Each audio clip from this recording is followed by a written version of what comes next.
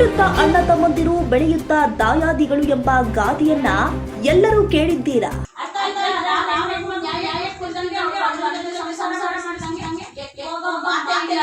ಅದೇ ರೀತಿ ಇಲ್ಲೂ ಕೂಡ ಈ ಘಟನೆ ಜರುಗಿದೆ. ಸ್ವಂತ ತಮ್ಮನನ್ನೇ ಹುಚ್ಚ ಎಂದು ಬಿಂಬಿಸುತ್ತಾ ಕಟ್ಟಿಕೊಂಡ ಹೆಂಡತಿಗೂ ಅವರ ಮಕ್ಕಳಿಗೂ ಕೂಡ ಮೋಸವನ್ನ ಮಾಡಿಕೊಂಡು ಬರ್ತಾ ಇದ್ದಾರೆ. ಏನು ಹೀಗೆ ಹೇಳ್ತಾ ಇದ್ದೀವಿ ಅಂತ ಅಂದುಕೊಳ್ತೀರಾ? ಹೌದು, ಈ ಸ್ಟೋರಿ ನಡೆದಿರೋದು ನಿಜ. ಹಾಗಾದ್ರೆ ಸ್ಟೋರಿ ಎಲ್ಲಿ ಅಂತೀರಾ? ನೀವೇ ನೋಡ್ಕೊಂಡು ಬನ್ನಿ.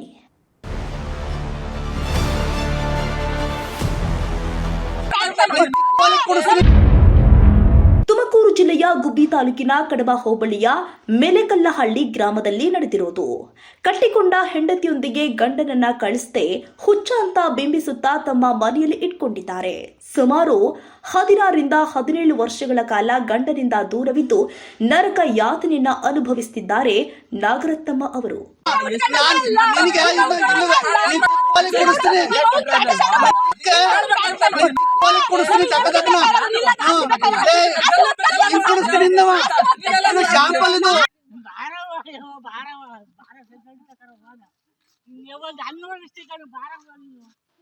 ಬೇಕಾ ಬೇಡವಾ ಹೇಳು? ಬೇಡವಾ? ಅಲ್ಲ ಬೇಡವಾ? ಬೇಡವಾ? ನಾವು ಹೇಳಿಲ್ಲಿ ಇಲ್ಲ ನಡೆಯಪ್ಪ. ಬೇಡವಾ? ಬೇಕೋ ಬೇಡವಾ ಹೇಳು? ಹಾ, ಬೇಕೋ ಬೇಡವಾ ಅಂತ ಹೇಳು. ಇಲ್ಲ ಕಣಪ್ಪ, ಬರಲ್ಲ ನಡೆಯಪ್ಪ. ಬರಲ್ಲ. ಅಲ್ಲ ಬೇಕೋ ಬೇಡ? ಬೇಕೋ ಬೇಡವೋ? ಬೇಡವಾ? ಬೇಡವಾ? ಯಾಕೆ? ಇಲ್ಲ ಬರಲ್ಲ ನಡೆಯಪ್ಪ. ನಿನಗ್ ಬೇಡ ಅಂದ್ರೆ ನಮಗ್ ಬೇಕಲ್ಲ. ನೀನು ಹಂಗಿರೋಗ್ರಿ ನಮ್ಮನ್ನ ನಾವ್ ನಿನ್ನ ಮಾತಾಡ್ಸಲ್ಲ ಬಿಡು. ಅರುಣಪ್ಪಂಗ್ ಕಳ್ಸು. ಇಲ್ಲ ನಾನ್ ಕಳ್ಸಲ್ಲ. ಏಂತ ಕಳ್ಸಲ್ಲ? ಯಾಕೆ ಕಳ್ಸಲ್ಲ ಅಂದ್ರೆ ನಾನ್ ಕಳ್ಸಲ್ಲ.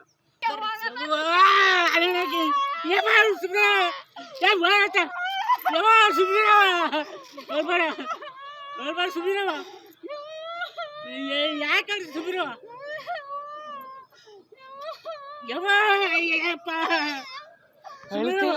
ಅಳ್ತಿಲ್ಲ, ಕಣ್ಣಲ್ಲಿ ನೀರೇ ಬತ್ತಿಲ್ಲ, ಸುಮ್ನಿರು ನೀ. ಅರುಣ್ ಕುಮಾರ್ ಮತ್ತು ನಾಗರತ್ನಮ್ಮ ಸುಮಾರು ವರ್ಷಗಳ ಹಿಂದೆ ಮದುವೆಯಾಗಿ ಸುಖ ಜೀವನವನ್ನ ನಡೆಸ್ತಾ ಇದ್ರು. ಆದ್ರೆ ಅಲ್ಲಿ ಏನಾಯ್ತು ಗೊತ್ತಿಲ್ಲ. ತಾಯಿ ಮನೆಗೆ ಹೋಗ್ತೀನಿ ಅಂತ ಹೇಳಿ ಹೋದ ಗಂಡ ವಾಪಸ್ ಬರಲೇ ಇಲ್ಲ. ಗಂಡನನ್ನ ಹುಡುಕಿಕೊಂಡು ಹೋದ್ರೂ ಕೂಡ ಅತ್ತೆಯ ಮನೆಯವರು ಗಂಡನನ್ನ ಜೊತೆಗೆ ಕಳುಹಿಸದೆ ಅವನಿಗೆ ಹುಚ್ಚು ಹಿಡಿದಿದೆ ಅಂತ ಹೇಳಿ ಕಳುಹಿಸದೆ ಮನೆಯಲ್ಲಿ ಇರಿಸಿಕೊಂಡಿದ್ದಾರೆ. ಸುಮಾರು 16ರಿಂದ 17 ವರ್ಷಗಳ ಕಾಲ ಗಂಡನ ಜೊತೆ ಜೀವನ ಮಾಡದೆ ಗಂಡನ ಪ್ರೀತಿಯೂ ದೊರಕದೆ ಕಷ್ಟವನ್ನ ಅನುಭವಿಸುತ್ತಿದ್ದಾರೆ. ಅರುಣ್ ಕುಮಾರ್ ಅವರ ಅಣ್ಣ ತಮ್ಮಂದಿರು, ಅಕ್ಕ ತಂಗಿಯರು ಸದಾನಂದ, ರಾಮಕೃಷ್ಣಯ್ಯ, ಪರಮೇಶ್, ಜಯಮ್ಮ, ನಿಂಗಮ್ಮ ಇವರುಗಳ ವಿರುದ್ಧ ಈಗಾಗಲೇ ಗುಬ್ಬಿ ಪೊಲೀಸ್ ಠಾಣೆಯಲ್ಲಿ ಪ್ರಕರಣ ಕೂಡ ದಾಖಲಾಗಿದ್ದು ಪೊಲೀಸರು ಕರೆಸಿ ಬುದ್ಧಿವಾದ ಹೇಳಿ ಕೂಡ ಕಳಿಸಿದ್ದಾರೆ. ನಾಗರತ್ನಮ್ಮನ ಜೊತೆಗೆ ಗಂಡನನ್ನ ಕಳಿಸಿ ಎಂದು ಹೇಳಿದ್ದಾರೆ. ನಾಗರತ್ನಮ್ಮ ಇತ್ತ ಗಂಡನೂ ಇಲ್ಲದೆ ಮನೆಯವರ ಕೂಡ ಬೆಂಬಲ ಇಲ್ಲದೆ ಕಷ್ಟವನ್ನ ಪಡ್ತಾ ಇದ್ದಾರೆ. ಅರುಣ್ ಕುಮಾರ್ ಮತ್ತು ನಾಗರತ್ನಮ್ಮ ಅವರಿಗೆ 2 ಮಕ್ಕಳಿದ್ದು ಒಬ್ಬ ಮಗಳಿಗೆ ಮದುವೆಯನ್ನ ಕೂಡ ಮಾಡಿಕೊಟ್ಟಿದ್ದಾರೆ. ಇನ್ನೊಬ್ಬ ಮಗ ವಿದ್ಯಾಭ್ಯಾಸವನ್ನ ಮಾಡಿಕೊಂಡು ತಾಯಿಗೆ ನೆರವಾಗಿ ನಿಂತಿದ್ದಾನೆ.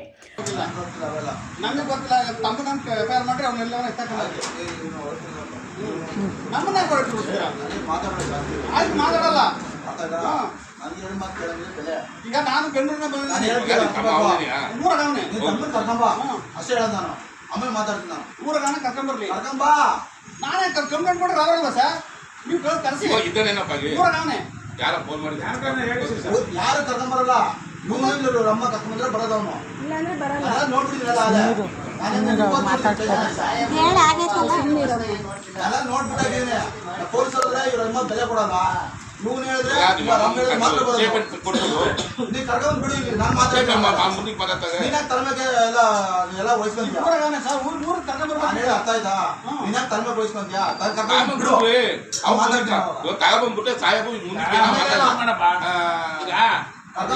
ನೋಡ್ಬಿಟ್ಟು ಈಗ ಅವ್ನು ಕರ್ಕೊಂಬರಕ್ಕೆ ಒಂದು ವ್ಯವಸ್ಥೆ ಮಾಡ್ರಿ.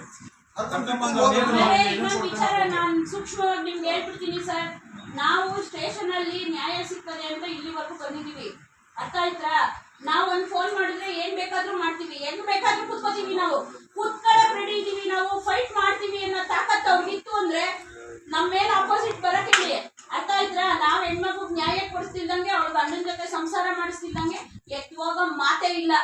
ಡಾಕ್ಟರ್ ಬೇಕಾದ್ರೆ ನಾವು ಕರೆಸ್ತೀವಿ, ಸ್ಪಾಟಿಗೆ ಕರ್ಸೋ ಡಾಕ್ಟರ್ ಕರ್ಸಿ ಟ್ರೀಟ್ಮೆಂಟ್ ಮಾಡಿಸೋ ಅಂತ ತಾಕತ್ ನಮ್ಗಿದೆ, ನಮ್ಮ ಸಂಸ್ಥೆಗಳಿಗಿದೆ, ನಮ್ಮ ಸಂಸ್ಥೆಗಳಿಗಿದೆ. ನಾವು ಮಾಡಿಸ್ತೀವಿ. ಅವ್ರು ಏನೇನ್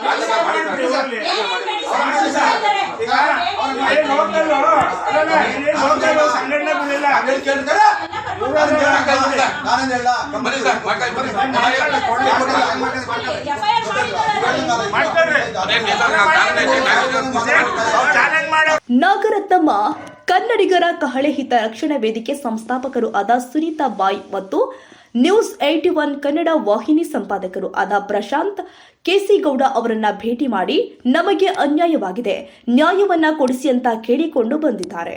ಇವರಿಗೆ ನಮ್ಮ ಕಡೆಯಿಂದಲೂ ಕೂಡ ನ್ಯಾಯವನ್ನ ಒದಗಿಸುವಂತಹ ಕೆಲಸ ಮಾಡ್ತಿದ್ದೀವಿ. ಈಗಲಾದ್ರೂ ಗುಬ್ಬಿ ಪೊಲೀಸರು ಗಂಡ ಹೆಂಡತಿಯನ್ನ ಒಂದು ಮಾಡಿ ಅವರಿಗೆ ನ್ಯಾಯ ಕೊಡಿಸುವಂತಹ ಕೆಲಸವನ್ನ ಮಾಡ್ತಾರಾ ಅಥವಾ ಕಾನೂನು ಮೂಲಕ ನ್ಯಾಯ ದೊರೆಯುತ್ತಾ ಕಾದು ನೋಡಬೇಕಾಗಿದೆ.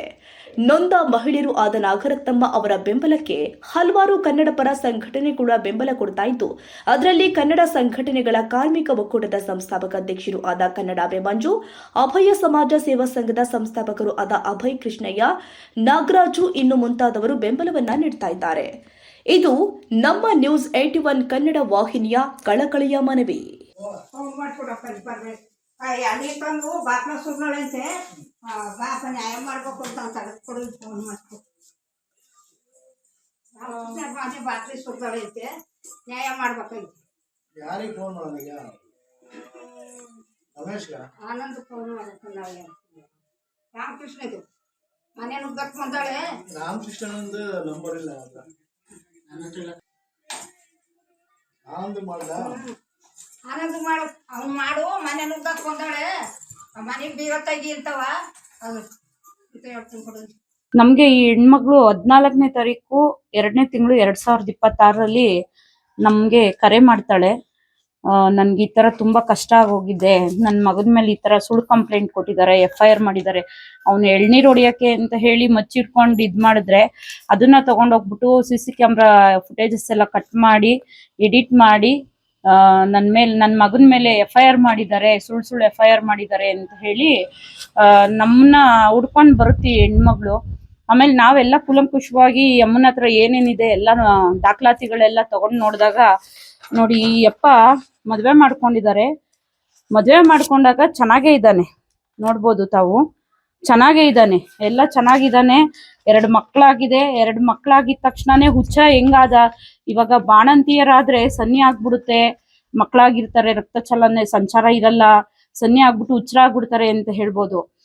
ಇವರೆಲ್ಲ ಯಾವ ತರ ಈ ಹುಡುಗನ್ ಕುಟುಂಬದವ್ರು ಅರುಣ್ ಕುಮಾರ್ ಕುಟುಂಬದವ್ರು ಏನ್ ಮಾಡಿದ್ದಾರೆ ಅಂದ್ರೆ, ಮೊದಲನೇ ಮಗು ಆದಾಗ ಚೆನ್ನಾಗಿದ್ದ, 2ನೇ ಮಗು ಅನೈತಿಕ ಸಂಬಂಧ ಕೊಟ್ಟಿರೋ ಅಂತದ್ದು. ಹಂಗಾಗಿ ನನ್ನ ತಮ್ಮ ಟೆನ್ಷನ್ ತಗೊಂಡು ಹುಚ್ಚ ಆಗ್ಬಿಟ್ಟಿದ್ದಾನೆ ಅಂತ ಹೇಳಿ ಆ ಹೆಣ್ಮಗು ಮೇಲೆ ಅಪಪ್ರಚಾರ ಮಾಡಿರೋ ಅಂತದ್ದು. ಆಮೇಲೆ ಈಕೆ ದಲಿತ ಹೆಣ್ಮಗಳಿದ್ದಾಳೆ. ಆಮೇಲೆ ಊರಲ್ಲಿ ಯಾರ್ದೇ ಸಹಕಾರ ಇಲ್ಲ ಈ ಹೆಣ್ಮಗಳಿಗೆ. ನಾವಿಲ್ಲಿ ಇದು 2ನೇ ಟೈಮ್ ಬರ್ತಾ ಇದೀವಿ, ಯಾವುದೇ ರೀತಿ ಸಹಕಾರ ಇಲ್ಲ. ಆಮೇಲೆ 20 ವರ್ಷದಿಂದನೂ ಗುಬ್ಬಿ ಪೊಲೀಸ್ ಠಾಣೆ, ಕಡಬ ಪೊಲೀಸ್ ಠಾಣೆಗೆ ಸತತವಾಗಿ ಹೆಣ್ಮಗಳು ಕಂಪ್ಲೇಂಟ್ ಕೊಡ್ತಾನೆ ಬಂದಿದ್ದಾಳೆ. ನನ್ಗೆ ಈ ತರ ಅನ್ಯಾಯ ಆಗ್ತಾ ಇದೆ, ನನ್ ಮಕ್ಳಿಗೆ ತೊಂದರೆ ಆಗ್ತಾ ಇದೆ, ನನ್ ಗಂಡ ಬೇಕು, ನನ್ ಗಂಡನ ನನ್ ಜೊತೆಲಿ ಕಳಿಸ್ಕೊಡಿ ಅಂತ ಹೇಳಿ ತುಂಬಾ ಪ್ರಯತ್ನ ಪಟ್ಟಿದ್ದಾಳೆ ಒಬ್ಳೇನೇನೆ. ಆದ್ರೂ ಕೂಡ ಏನು ಸ್ಟೇಷನ್ಗಳಲ್ಲಿ ಈ ಹುಡುಗಿ ಹೋದಾಗ ಅವ್ರನ್ನ ಕರ್ಸಲ್ಲ, ಸ್ಟೇಷನ್ಗಳಲ್ಲಿ ಈ ಹುಡುಗಿ ಹೋದಾಗ ಕರ್ಸಲ್ಲ. ಆಮೇಲೆ ಅವ್ರು ಬಂದಾಗ ಈಗೇನ್ ಕರ್ಸಲ್ಲ, ಎದೆದ್ರುಗಡೆ ಕೂತಿ ಮಾತಾಡ್ಸಲ್ಲ. ಆದ್ರೂ ಕೂಡ ಈ ಹುಡುಗಿ ಹೋಗಿ ವಿಷ ಕುಡಿದ್ಬಿಡ್ತೀನಿ ಹಾಗೆ ಹೀಗೆ ಅಂತ ಅಂದಾಗ 30ನೇ ತಾರೀಕು 11ನೇ ತಿಂಗಳು 2025ರಲ್ಲಿ ರಾಮಕೃಷ್ಣಪ್ಪ ಮತ್ತೆ ಸದಾನಂದಯ್ಯ ಅನ್ನೋರು ಈ ಒಂದು ತಪ್ಪೊಪ್ಗೆನ ಬರ್ಕೊಡ್ತಾರೆ. ಈಕೆ ಗಂಡನ್ನ ನೋಡ್ಲಿಕ್ಕೆ ನಮ್ಗೆ ಯಾವುದೇ ಅಬ್ಜೆಕ್ಷನ್ ಇಲ್ಲ ನಮ್ ಕುಟುಂಬದವರಿಂದ. ಆಕೆ ಏನಿದ್ದಾಳೆ, ಆಕೆ ಮಕ್ಳು ಏನಿದ್ದಾರೆ, ಹೋಗಿ ಮನೆಯಲ್ಲಿ ಗಂಡನ್ನ ಮಾತಾಡಿಸ್ಬೋದು, ಬಂದ್ರೆ ಜೊತೆಲಿ ಕರ್ಕೊಂಡು ಹೋಗ್ಬೋದು ಅಂತ ಹೇಳಿ ತಪ್ಪೊಪ್ಗೆಯನ್ನು ಬರ್ದ್ಕೊಟ್ಟು ಎಲ್ಲಾ ಮಾಡಿದ್ದಾರೆ. ಆದ್ರೂ ಕೂಡ ಇವರು ಏನ್ ಅರುಣ್ ಕುಮಾರ್ ಇದ್ದಾರೆ, ಗಂಡನ್ನ ನೋಡಕ್ ಹೋದ್ರೆ ಮಾತಾಡಕ್ ಬಿಡ್ದಿಲ್ದಂಗೆ, ನೋಡಕ್ ಬಿಡ್ದಿಲ್ದಂಗೆ ಬೀಗ ಹಾಕೊಳ್ಳೋ ಅಂತದ್ದು, ಇಲ್ಲ ಬೀಗ ಹಾಕೊಂಡು ಆ ಹುಡುಗನ ಅರುಣ್ ಕುಮಾರ್ನ ಕರ್ಕೊಂಡು ಊರಿಂದಾನೇ ಹೋಗೋ ಅಂತದ್ದು, ಈ ತರ ಎಲ್ಲ ಇನ್ಸಿಡೆಂಟ್ಸ್ ನಡೀತಾ ಇದೆ. ಈಗಿನ ಕಾಲದಲ್ಲಿ ಒಂದೇ ಹೆಣ್ಮಗು ಬದುಕದ್ ಎಷ್ಟ್ ಕಷ್ಟ ಇದೆ ಅಂತ ಎಲ್ರಿಗೂ ಗೊತ್ತಿದೆ. ಸಮಾಜ ಯಾವ ದೃಷ್ಟಿಯಲ್ಲಿ ನೋಡ್ತದೆ ಅಂತ ಹೇಳಿ. ಅದ್ರಲ್ಲೂ ಕೂಡ ಆಕೆ ಇಷ್ಟು ಒಂದು ಕಷ್ಟದಲ್ಲೂ ಕೂಡ ಮಗಳಿಗ್ ಮದ್ವೆ ಮಾಡಿದಾಳೆ, ಮಗುನ್ನ 2nd PU ಓದಿಸ್ತಾ ಇದ್ದಾಳೆ. ಇದೆಲ್ಲ ಆದ್ರೂ ಸಹ ಗಂಡ ಬೇಕು ಅಂತ ಹೇಳಿ ಹೊಡೆದಾಡ್ತಾ ಇದ್ದಾಳೆ. ಆ ಮಕ್ಕಳಂತೂ ಕೆಲವೊಂದು ವಿಡಿಯೋಸ್ ಎಲ್ಲ ನಮಗೆ ತೋರಿಸಿದ್ರು, ನಮಗೆ ಕಣ್ಣಲ್ಲಿ ನೀರು ಬರ್ತದೆ. ಬಾಪ ಹೋಗೋಣ, ಅಜ್ಜಿನೂ ಅಜ್ಜಿನೂ ಬರ್ಲಿ, ನಾವು ಸಾಕ್ತೀವಿ ಕಣಪ್ಪ, ತುಂಬಾ ಚೆನ್ನಾಗಿ ಸಾಕ್ತೀವಿ, ನನ್ಗೆ ಅಪ್ಪ ಬೇಕು ಬಾಪ ಅಂತ ಹೇಳಿ ಕಾಲೆಲ್ಲ ಇಟ್ಕೊಳಕ್ ಹೋಗ್ತಾರೆ. ಆದ್ರೂ ಕೂಡ ಮನ್ಸ್ ಕರಗ್ದಿಲ್ದಂಗೆ ಅದು ಯಾವ ತರ ಅವ್ರಿಗೆ ಟ್ರೀಟ್ಮೆಂಟ್ ನಡೀತಾ ಇದೆ ಅಂತ ನನಗಂತೂ ಗೊತ್ತಿಲ್ಲ. ಮಾನಸಿಕ ಅಸ್ವಸ್ಥ ಅಂದಾಗ ಟ್ರೀಟ್ಮೆಂಟ್ ಕೊಟ್ರೆ ಸರಿ ಹೋಗ್ಬೋದು. 20 ವರ್ಷದಿಂದ ಟ್ರೀಟ್ಮೆಂಟ್ ಮಾಡಿಸ್ತಾ ಇದೀವಿ, ಮಾತ್ರೆ ಕೊಡಿಸ್ತಾ ಇದೀವಿ ಅಂತ ಹೇಳ್ತಾರೆ. ಅದ್ ಯಾವ ರೀತಿ ಟ್ರೀಟ್ಮೆಂಟ್ ಅಂತ ಹೇಳಿ ನಮಗೂ ಕೂಡ ಅನುಮಾನ ಇದೆ. ಯಾಕಂದ್ರೆ ಒಂದ್ ಸ್ವಲ್ಪನಾದ್ರೂ ರಿಕವರಿ ಆಗ್ಬೇಕು, ಹೆಂಡತಿ ಬೇಕು, ಮಕ್ಳು ಬೇಕು ಅಂತ ಹೇಳಿ ಅವ್ರನ್ನ ಹುಡ್ಕೊಂಡ್ ಬರೋ ಅಂತ ಕೆಲಸ ಆಗ್ಬೇಕು ಟ್ರೀಟ್ಮೆಂಟ್ ನಡೀತಾ ಇದ್ರೆ. ಅದ್ರ ಮೇಲೂ ಕೂಡ ನಮ್ಗೆ ಅನುಮಾನ ಇದೆ. ಹಾಗಾಗಿ ನಾವು ಹೋದ ವಾರದಲ್ಲಿ ಗುಬ್ಬಿ ಸ್ಟೇಷನ್ ಅಲ್ಲಿ FIR ಕೂಡ ಮಾಡಿದೀವಿ. ಈಕೆ ಹತ್ರ FIR ಕೂಡ ಮಾಡಿಸಿದೀವಿ. ಅವರು 1 ವಾರ ಬಿಟ್ಟು ಬನ್ನಿ ಅಂತ ಹೇಳಿದ್ರು. ನಾವು 1 ವಾರ ಬಿಟ್ಟಿನೂ ಕೂಡ ಹೋಗಿದೀವಿ. ಅವತ್ತೆಲ್ಲ ಬಂದಿದ್ರು, ಯಾರು ಸದಾನಂದ, ಆಮೇಲೆ ರಾಮಕೃಷ್ಣಪ್ಪ, ಪರಮೇಶ್, ಆಮೇಲೆ ಇನ್ನೊಬ್ರು ಯಾರೋ ಒಬ್ರು ಒಂದಿಬ್ರು ಬಂದಿದ್ರು ಅವ್ರ ಕಡೆಗೆ ಮಾತಾಡ್ಲಿಕ್ಕೆ ಅಂತ ಹೇಳಿ. ನಾವು ಮಾತು ಶುರು ಮಾಡಿದ ತಕ್ಷಣ ಅವ್ರಿಗೆ ಏನಾಯ್ತು ಅಂತ ನಮಗ್ ಗೊತ್ತಿಲ್ಲ. ಒಳ್ಳೆ ಎದ್ದಿ ಸೀದಾ ಹೋಗ್ಬಿಟ್ರು. ಠಾಣೆಯಲ್ಲಿ ಮಂಜುನಾಥ್ ಅನ್ನೋರು ಕರೀತಾನೆ ಇದ್ದಾರೆ, ಬಾರಯ್ಯ ಕುತ್ಕೋ ಅಂತ ಹೇಳಿ.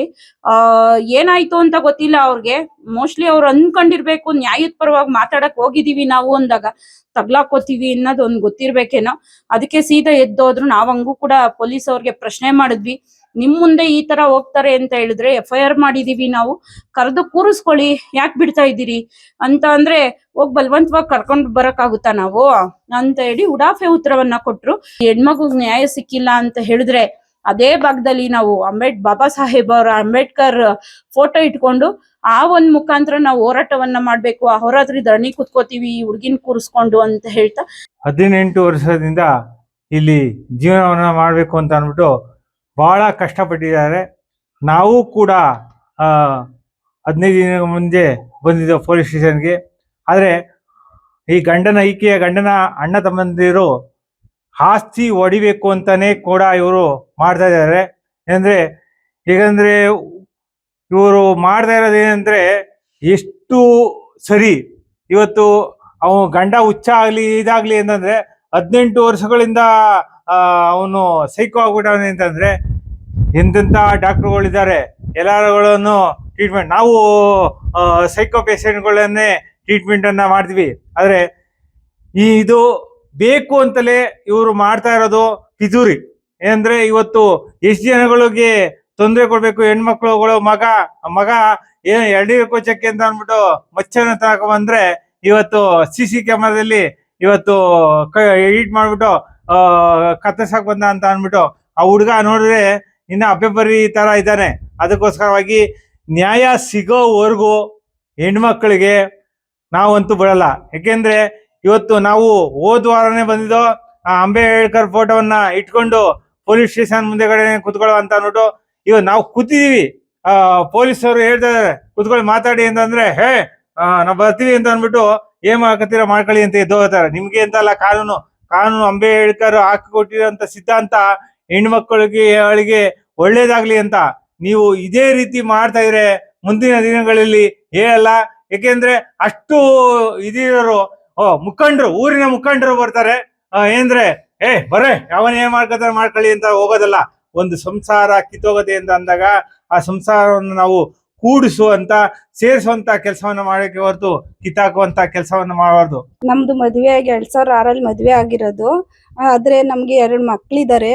ನನ್ನ ಗಂಡನ ಅವ್ರ ಅಣ್ಣಂದಿರೋ ರಾಮಕೃಷ್ಣಯ್ಯ ಮತ್ತು ಸದಾನಂದ ಮತ್ತು ಅವ್ರ ಅಕ್ಕನ ಮಗ ಪರಮೇಶ್, ಅವ್ರ ಅಕ್ಕ, ಅವ್ರ ತಾಯಿ ಎಲ್ಲ ಸೇರ್ಕೊಂಡು ಮುಚ್ಚಿಕ್ಕಿ ನಮ್ಮ ಹತ್ರ ಸಂಸಾರ ಮಾಡ್ದಂಗೆ ಜೀವನನ ಮಾಡಕ್ಕೆ ಬಿಟ್ಟಿಲ್ಲ.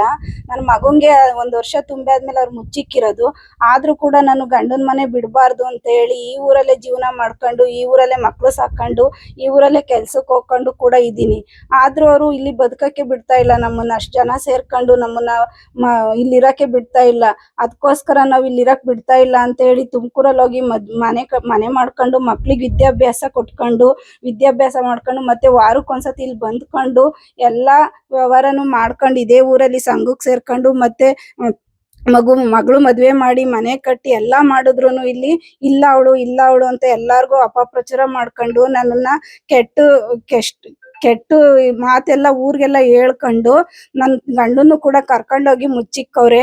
ಯಾರು ಕೂಡ ನಮ್ಗೆ ಹೆಲ್ಪ್ ಮಾಡೋದು ಅನ್ನೋದು ಒಬ್ರು ಮಾಡ್ತಲೇ ಇಲ್ಲ. 19 ವರ್ಷದಿಂದ ಇದೇ ತರ ಬದುಕ್ತಾ ಇದೀವಿ. ದುಡ್ದೇ ತಿನ್ಬೇಕು, ದುಡ್ದೇ ತರಬೇಕು, ಮನೆಗೆ ಏನ್ ಬೇಕಾದ್ರೂ ದುಡ್ದೇ ತರಬೇಕು.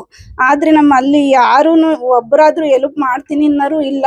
ಮತ್ತೆ ಮಕ್ಳು ವಿದ್ಯಾಭ್ಯಾಸ ಕೂಡ ಯಾರು ಮಾಡಿಸ್ತವಳಲ್ಲ, ಹಿಂಗೆಲ್ಲ ಬದುಕ್ತಾವಳಲ್ಲ ಅಂತ ಅವ್ರ ಅಣ್ಣ ತಮ್ಮದಿರೆಲ್ಲ ನಮ್ಮ ಮಗುನ ನನ್ನನ್ನ FIR ಮಾಡಿಸ್ಬಿಟ್ಟು ಆಸ್ತಿಗೋಸ್ಕರ ಬಂದವ್ರೆ ಅಂತವ್ರೆ. ನಾವು ಆಸ್ತಿಗೋಸ್ಕರ ಬಂದಿಲ್ಲ, ಗಂಡ ಬೇಕು ಮತ್ತೆ ಮಕ್ಳಿಗೆ ತಂದೆ ಆಗ್ಬೇಕು ಅವ್ರು ಅಂತ ಬದುಕ್ತಾ ಇದೀವೋ ಹೊರತು ಬೇರೆ ಉದ್ದೇಶಕ್ಕೆ ಯಾವ್ದಕ್ಕೂ ಬಂದಿಲ್ಲ. ಅದಕ್ಕೋಸ್ಕರ ನನ್ನ ಮಕ್ಳಿಗೆ ಯಾರು ಬೆಂಬಲ ಇಲ್ಲ, ಅದಕ್ಕೋಸ್ಕರ ನಮ್ಗೆ ಹೆಲ್ಪ್ ಮಾಡೋರು ಯಾರು ಇಲ್ಲ. ಈ ಊರಲ್ಲೇ ಬದುಕ್ಬೇಕು ಅಂತ ಸಾಧನೆ ಮಾಡ್ತಾ ಇದೀವಿ. ಆದ್ರೆ ಊರ್ ಜನನು ಕೂಡ ಹೆಲ್ಪ್ ಮಾಡಕ್ ಬರ್ತಾರೆ, ಅಕಸ್ಮಾತ್ ಕೆಲ್ಸಕ್ಕೆ ಕರ್ಕೊಂಡ್ ಹೋಗ್ತಾರೆ, ಅವ್ರನ್ನ ಕೆಟ್ಟದಾಗಿ ಮಾತಾಡ್ತಾರೆ. ಏನಕ್ಕೆ ಕರ್ಕೊಂಡ್ ಹೋಗ್ತೀರಾ, ಏನಕ್ಕೆ ಬಿಡ್ತೀರಾ ಜೀವನ ಮಾಡಕ್ಕೆ ಅಂತ. ಸದಾನಂದು ಮತ್ತೆ ರಾಮಕೃಷ್ಣಯ್ಯ, ಪರಮೇಶ ಅವರೆಲ್ಲ ಕೂಡ ನನ್ನ ಮಗನ ಕೊಲೆ ಮಾಡ್ಬೇಕು, ಅವನಿರೋದಕ್ಕೆ ಗಂಡು ಹುಡ್ಗ ಇರೋದಕ್ಕೆ ತಾನೇ ಇವಳು ಆಸ್ತಿ ಕೇಳಕ್ ಬರೋದು, ಜಮೀನ್ ಕೇಳಕ್ ಬರೋದು ಅಂತ ಹೇಳಿ ನನ್ ಗಂಡನ್ ದಡ್ಡು ಮಾಡ್ಕೊಂಡು ಸೈನ್ ಎಲ್ಲ ಮಾಡಿಸ್ಕೊಂಡು ನನ್ ಗಂಡನ್ನು ಕೂಡ ಅವ್ರೊಳಗಡೆನೆ ಇಟ್ಕೊಂಡಿದ್ದಾರೆ ಸರ್.